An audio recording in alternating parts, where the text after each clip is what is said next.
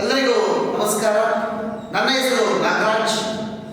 Shriveda PU ಕಾಲೇಜಿನಲ್ಲಿ ಕನ್ನಡ ಉಪನ್ಯಾಸಕನಾಗಿ ಕರ್ತವ್ಯವನ್ನು ನಿರ್ವಹಿಸ್ತಾ ಇದ್ದೇನೆ.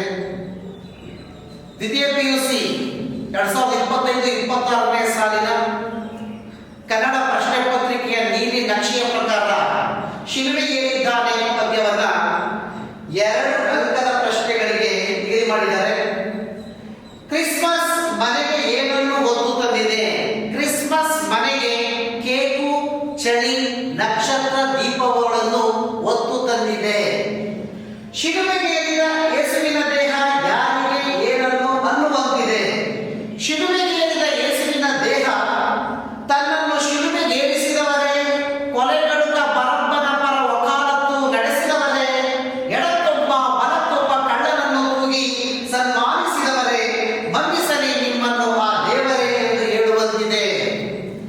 ಶಿಲುಬೆಗೇರಿಸಿದವರ ಗುಣಗಳು ಇಂದು ಯಾವ ವೇಷ ಕಾಣಿವೆ? ಈ ಪ್ರಶ್ನೆ ಬಹಳ ಇಂಪಾರ್ಟೆಂಟು. ಶಿಲುಬೆ